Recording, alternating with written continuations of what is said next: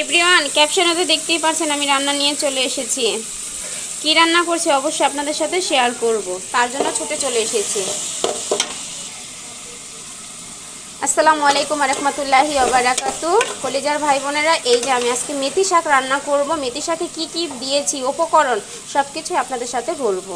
আমি আজকে মেথি শাকের ভিতর দিয়েছি আলু, সিম, পেঁয়াজ, কাঁচামরিচ, পেঁয়াজ কলি, স্বাদ মতন লবণ দিয়ে সুন্দর করে একটু ভেজে নিচ্ছি, হালকা বাদামি কালার করে। তারপরে মেথি শাকটা অলরেডি এই ভাজিটির ভিতরে ছেড়ে দেব। এইভাবে খেয়ে দেখবেন, অবশ্যই আপনাদের কাছে ভালো লাগবে। মেথি শাক তো খালিও খাওয়া যায়, শুধুও খাওয়া যায়, ওটা কোনো ব্যাপার না, কিন্তু এগুলা দিলে একটু শাকের টেস্টটা ভালো আসে, তাই আমরা এগুলা দিয়ে খাবারটা খাই। এই দেওয়ার পর আপনাদের সাথে শেয়ার করছি। যদি আমার এই ভিডিওটা শিক্ষণীয় হয়ে থাকে অবশ্যই সবার মাঝে ছড়িয়ে দিবেন, লাইক করবেন, কমেন্টস করবেন, ভালোবাসা দিবেন। সবার ভালোবাসা চাই।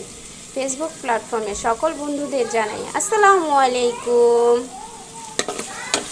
আমি এই যে সব কিছু এখন একটু বাদামি কালার করে নিচ্ছি সুন্দর করে। এ হলো আমার মেথি শাক।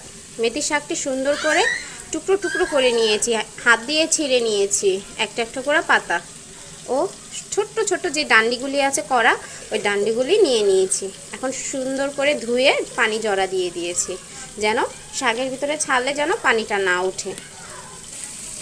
এখন ভালো করে একটু ভেজে নিচ্ছি আলু সিমগুলো। ভালো করে ভাজলে শাকের ইটা বেশি সময় লাগে না হওয়ার জন্য। যে নাকি ভাত কম খায় তার জন্য এই শাকটা যদি রান্না করে খায়, ইনশাআল্লাহ পেট ভরে ভাত খেতে পারবে, মুখে লুচি চলে আসবে। খুব লবণীয় হচ্ছে না আমার আলু ভাজা সিম ভাজাগুলো।